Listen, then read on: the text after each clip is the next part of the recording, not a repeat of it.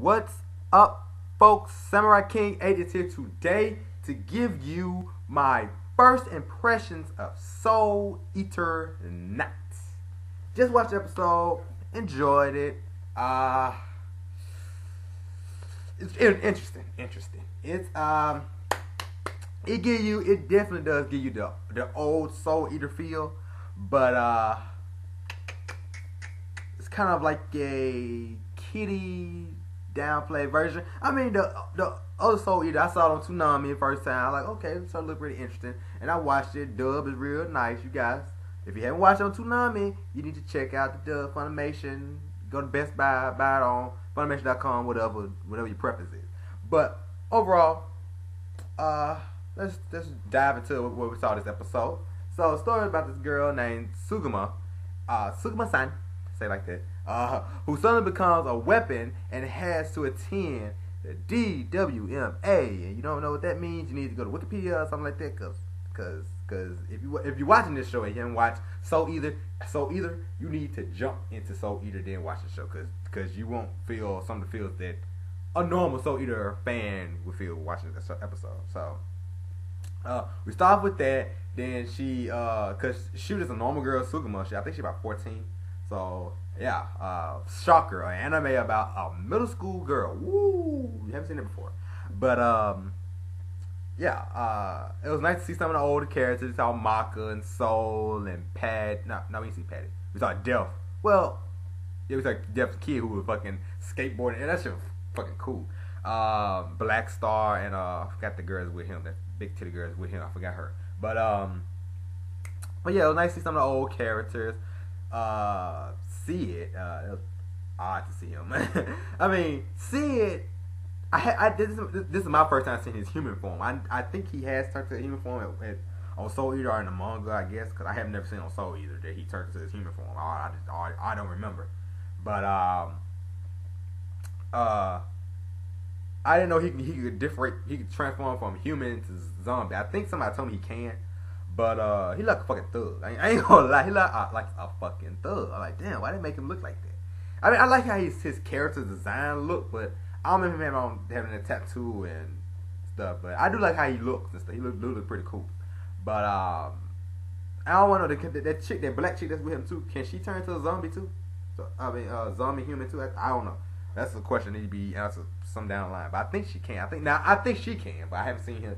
That's right. Yeah, she can. His weapon can turn into a human. But him, I have never seen him form besides now. So now back to the show. Interesting.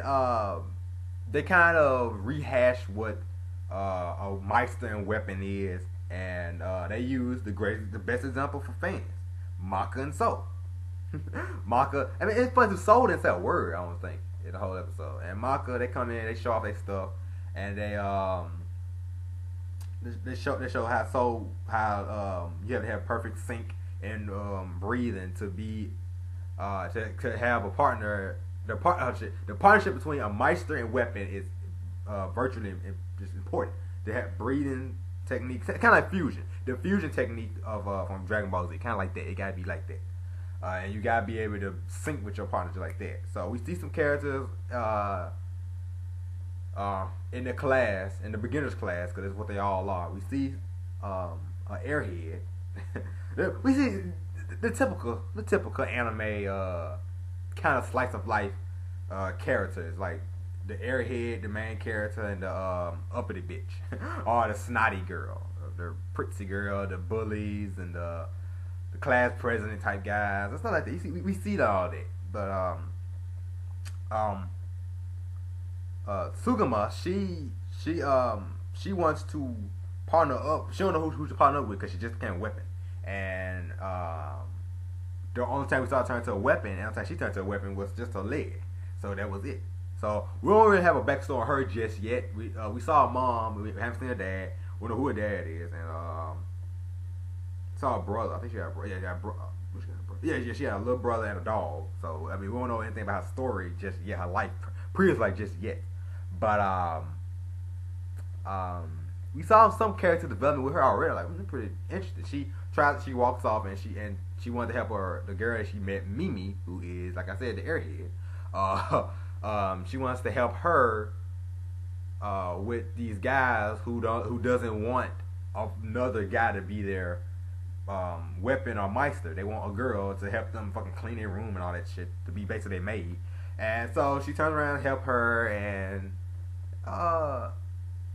helps her say, hey, you need to leave her alone, all that stuff. She crying and all that shit. Then the uppity girl, who I said, who may have, I think she may have royal blood because she called everybody commoners. So, and saying, I heard you commoners supposed to be nice and all that stuff. So I was like, okay, she must have royal blood or was raised in a higher up society or something like that to call dumb commoners, common people, common folks, some folks shit like that. And Sugima-san and her end up tag teaming together and beat up the guys who were bullying the Mimi girl to be their weapon or meister, because I don't know which one. I think she has to be a meister. So yeah. And Sugima, she turns into a nice weapon. She's like I think it's a halibut, something like that.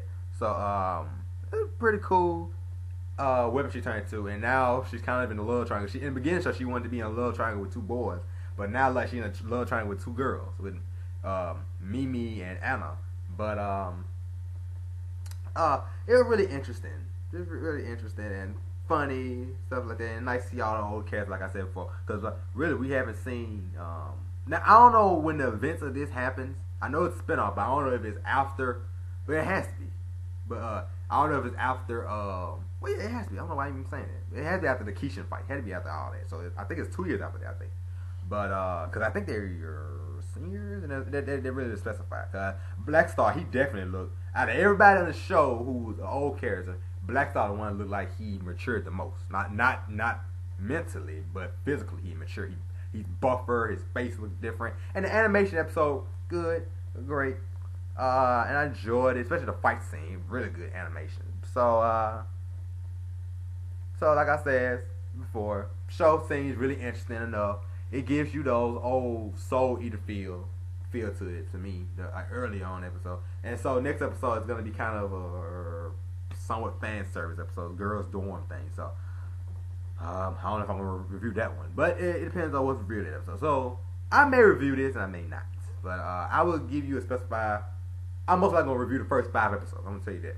So interesting episode. Got a nice little rehash of DWA. Death City. We can see the crazy ass son and the crazy ass characters who are in this damn school. Especially the black guy with the boxing glove. He's famous now for some reason. I don't know how he got famous. But that's it for me.